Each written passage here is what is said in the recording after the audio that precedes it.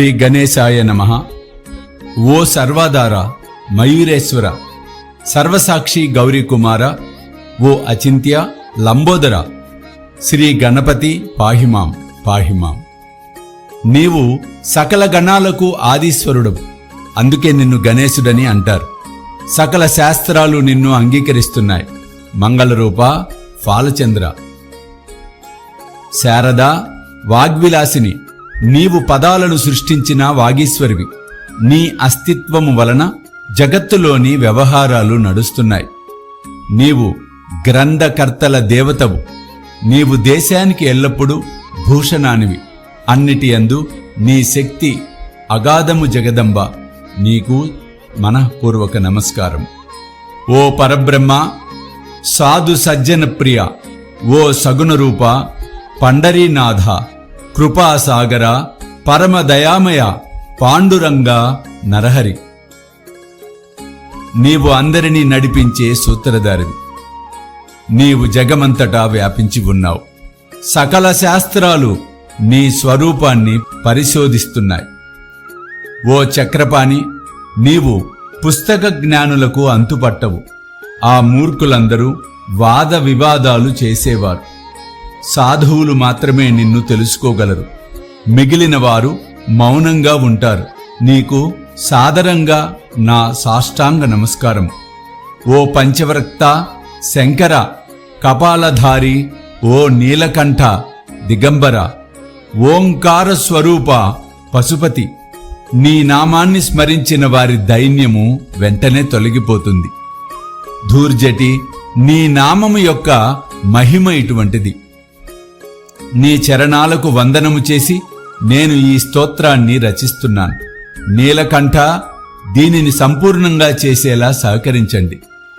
ఇప్పుడు అత్రిసుతునకు, ఆది నారాయణునకు, తుకారామునకు, అనేక సత్పురుషులకు మరియు భక్తులందరికీ నమస్కారం. జయ జయ సాయినాథ, పతితపావన, పరమదయాలు, మీ చరణములందు శిరస్సు ఉంచుతున్నాను. అభయాన్ని అనుగ్రహించండి. మీరు సుఖానికి నిలయమైన పరబ్రహ్మ పురుషోత్తముడైన విష్ణుమూర్తి మీరే. అర్ధనారీశ్వరుడు, మదనాంతకుడు కూడా మీరే.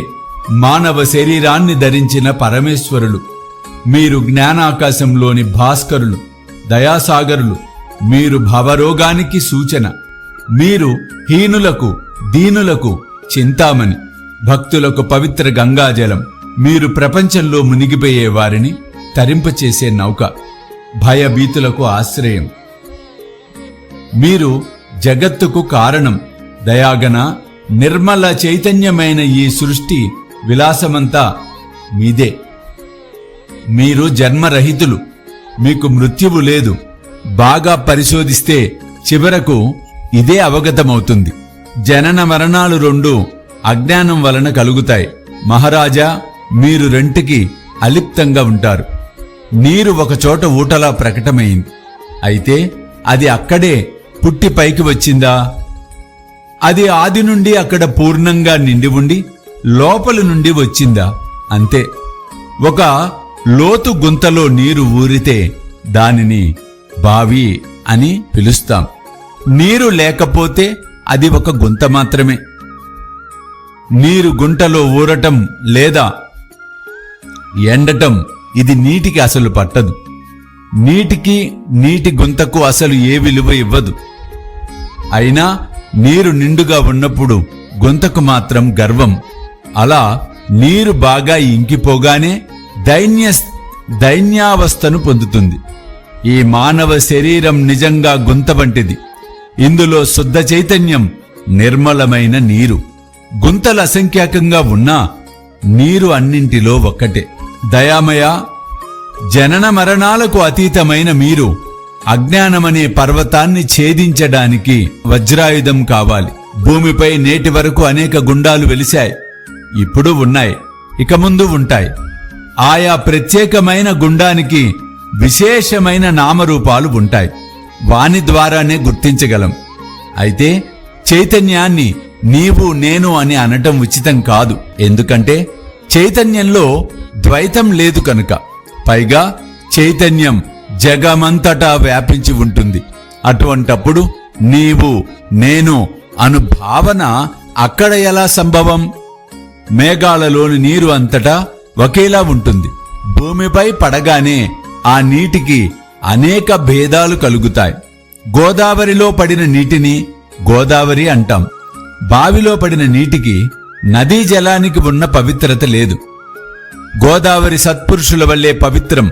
మీరు అందులోని నీరు, మేము అక్కడ ఉన్న వాపి కూప తటాకాలము. అదే మీకు మాకు భేదం. మీరు పవిత్రులు, మేము కృతార్థులవ్వటానికి చేతులు జోడించుకొని ఎల్లప్పుడూ మీ వద్దకు శరణాగతులై రావాలి. గోదావరి జలానికి పాత్రతను బట్టి పవిత్రత వచ్చింది. నీరు వేరే ఎక్కడైనా ఒకటే. గోదావరి జలాలు ప్రవహించే ఆ భూస్థలం పవిత్రమని అక్కడి భూమి యొక్క గుణాలు బట్టి ఇది నిర్ణయించబడింది. మేఘ గర్భంలోని నీటిని ఏ ప్రదేశంలో ఏ మార్పు చేయదో అదే భూభాగాన్ని గోదావరి అని శాస్త్రవేత్తలన్నారు. ఇతర ప్రదేశాలలో పడిన నీరు ఆయా ప్రదేశాల గుణాలను గ్రహిస్తుంది. మొదట్లో మధురంగా ఉన్న నీరు ఆయా ప్రదేశాలలోని ప్రభావం వలన అనారోగ్యంగా, ఉప్పుగా, వగరుగా మారుతుంది. గురువరా, మీ పట్ల కూడా అట్లే కామక్రోధాది అరిషడ్వికారాల మాలిన్యాలు లేని పవిత్ర శరీరానికి సత్పురుషులనే నామము శోభిస్తుంది. అందుచేత సత్పురుషులు గోదావరి అని నేనంటాను. సకల జీవులలో మీ యోగ్యతే శ్రేష్టమైనది. జగత్తు ఆరంభమైనప్పటి నుండి గోదావరి ఉంది. నీరు కూడా ఏ లోపం లేకుండా ఈనాటి వరకు పరిపూర్ణంగా ఉన్నది. శ్రీరాముడు గోదావరి తీరానికి వచ్చినప్పుడు నదిలో ఉన్న నీరు ఇప్పటిదాకా ఉంటుందా? నీరు ఉన్న స్థలం మాత్రం మిగిలింది. నీరు సాగరంలో కలిసిపోతుంది. అయినా నీరు ఉన్న స్థలము యొక్క పవిత్రత నేటి వరకు స్థిరంగా ఉంది. ప్రతి సంవత్సరము పాత నీరు పోయి క్రొత్త నీరు వస్తూనే ఉంటుంది. మీ పట్ల కూడా ఇదే న్యాయం. ఒక శతాబ్దంలోనిదే సంవత్సరం. ఆ శతాబ్దంలోని సత్పురుషులు నీటి ప్రవాహం వంటివారు, సాధువులు ఆ నీటిపైన అలల వంటివారు. ఈ పవిత్ర గోదావరి వద్దకు ప్రథమ శతాబ్దంలో సనత్ సనకనందనాదులు వచ్చారు. తరువాత నారద, తుంబుర, ధ్రువ, ప్రహ్లాద, బలి మొదలగు రాజులు, శబరి, అంగదుడు, హనుమంతుడు, విదురుడు, గోప గోపికలు వచ్చారు. ఇలా ఈనాటి వరకు ప్రతి శతాబ్దంలోనూ పుష్కలంగా వచ్చారు. వారిని వర్ణించడానికి నేను అశక్తుణ్ణి. ప్రస్తుతం ఈ శతాబ్దంలో పవిత్ర గోదావరి సమీపాన సాయినాథులై మీరు వచ్చారు. అలా మీ దివ్య చరణాలకు నేను వందనం చేస్తాను. ప్రభూ, నా దుర్గుణాలను పరిగణలోనికి తీసుకోకుండా వేడుకుంటున్నాను. నేను హీనుణ్ణి, దీనుణ్ణి, అజ్ఞానుణ్ణి, పాతక శిఖామణిని, ఇలా సకల చెడు లక్షణాలు కలవాణ్ణి. అయినా దేవా, నన్ను ఉపేక్షించకండి. పరుసవేది ఇనుములోని దోషాలను పట్టించుకోదు. గోదావరి ఊరిలోని కాలవలను బహిష్కరించదు. బాబా, మీ కృపా కటాక్షాలతో నాలోని సకల కల్మషాలను త్వరగా తొలగించండి. ఇదే ఈ దాసుని విన్నపం. పరుసవేది సాంగత్యంలో ఇనుము బంగారం కాకపోతే ఆ లోపము పరుసవేదిది. మీరు పరుసవేది, నాలో పరివర్తన రాకపోతే ఈ లోపం మీపైన ఆపాదించకూడదు. ఆ అప్రతిష్ట మీకు రాకూడదు. కనుక నన్ను పాపిగా ఉంచకండి. పిల్లలు ఎల్లప్పుడూ తప్పులు చేస్తూ ఉంటారు, కానీ తల్లి కోపించుకోదు. దీనిని దృష్టిలో ఉంచుకొని బాబా నన్ను అనుగ్రహించండి. ఓ సద్గురు సాయినాథ, మీరే మా కల్పతరువు. భవసాగరాన్ని తరింపచేసే నౌక నిశ్చయంగా మీరే. మీరు కామధేనువు, చింతామణి. మీరు జ్ఞానాకాశంలోని భాస్కరులు, సద్గుణాల గని, స్వర్గానికి సోపానం. ఓ పరమపావన, పుణ్యమూర్తి, శాంతస్వరూప, ఆనందఘన, ఓ చిస్వరూప, పరిపూర్ణ, ఓ భేదరహిత, జ్ఞానసింధు, ఓ విజ్ఞానమూర్తి, పురుషోత్తమ, క్షమ శాంతులకు నిలయమా, ఓ భక్తజనుల విశ్రామధామమా, నన్ను అనుగ్రహించండి. మీరే మహాత్ములైన జాలందర్, మీరే నివృత్తినాథ్ జ్ఞానేశ్వరులు, కబీరు, షేక్ మహమ్మద్ ఏకనాథులు మీరే. మీరే బోధలా, సావతామాలి, సమర్థ రామదాసు మీరే. సాయినాథ మీరే తుకారాముడు, మీరే సకారాముడు, మీరే మాణిక్య ప్రభు. ఈ మీ అవతారాల లక్ష్యం అనూహ్యం. మీరు మీ జాతిని గూర్చి ఎవరికీ తెలియపరచలేదు. మీరు బ్రాహ్మణులని కొందరు, యవనులని కొందరంటారు. మీరు శ్రీకృష్ణుని వలె లీలలను ప్రదర్శించారు. శ్రీకృష్ణుని ప్రజలు పలు రకాలుగా అన్నారు. కొందరు ఎదుకుల భూషణుడని అన్నారు, కొందరు పశువుల కాపరి అని అన్నారు. సుకుమార బాలుడని యశోద అన్నది, మహాకాలుడని కంసుడన్నాడు, ప్రేమమయుడని ఉద్ధవుడంటే జ్ఞానశ్రేష్ఠుడని అర్జునుడన్నాడు. ఆ విధంగా గురుదేవా, ప్రజలు మిమ్మల్ని వారి మనసులకు తోచినట్లు భావిస్తున్నారు. మీ నివాస స్థానం మసీదు. మీ చెవులు కుట్టి ఉండేవి. మీరు పాటించిన మహమ్మదీయుల నైవేద్య పద్ధతులను చూచి ప్రజలు మిమ్ములను ముసల్మాను అని తలిచారు. కాని దయాగన మీ అగ్ని ఆరాధనను గని మీరు హిందువని మా మనసులకు నిశ్చయమైనది. ఈ వ్యావహారిక భేదాలలో తార్కికులు తర్జన భర్జనలు చేస్తారు, కాని జిజ్ఞాసులు, భక్తులు వీటిని పట్టించుకోరు. మీది పరమ బ్రహ్మస్థితి. జాతి మతాలు మీకు వర్తించవు. మీరు అందరికీ గురుమూర్తి. హిందూ ముసల్మానులలో వైరభావము ఉన్నది. వారిలో ఐక్యతను కలిగించటానికి, భక్తులకు మీ లీలలను చూపించటానికి మీరు మసీదులో అగ్ని ఆరాధన చేశారు. మీరు జాతి మతాలకు అతీతమైన సాక్షాత్ సద్వస్తువు, పరబ్రహ్మ. అందువలన మీరు తర్కానికి అంతుచిక్కరు. తర్క వితర్కాల గుర్రపు స్వారీ మీ వద్ద నిలువజాలదు. అటువంటప్పుడు నా మాటలు నిలువగలవా? అయినా మిమ్మల్ని చూచి నేను మౌనంగా ఉండలేను. కారణం, వ్యవహారంలో స్తుతించటానికి సాహిత్యంలోని మాటలే సాధనాలు. మీ అనుగ్రహంతో ఎల్లప్పుడూ వర్ణిస్తూ ఉంటాను. సత్పురుషుల ఘనత గొప్పది, దేవతల కంటే అధికం. ఎందుకంటే సత్పురుషుల వద్ద నా, నీ అన్న భేద భావనలు ఉండవు. హిరణ్యకశిపుడు, రావణుడు దేవుని ద్వేషించుట వలన వధింపబడ్డారు. అలా సత్పురుషుల చేతిలో వధింపబడిన వారు ఒక్కరైనా లేరే? గోపీచందు జాలంధరుని పెంటకుప్పలో పాతిపెట్టినప్పుడు ఆ మహాత్మునికి దుఃఖము కలగలేదు సరికదా? పైపెచ్చు ఆ రాజును ఉద్ధరించి చిరంజీవిగా మార్చాడు. ఇటువంటి సత్పురుషుల మహిమలను ఎంతని వర్ణించగలను? సత్పురుషులు సూర్యనారాయణుని వంటివారు. వారి కృపా జ్ఞాన ప్రకాశం.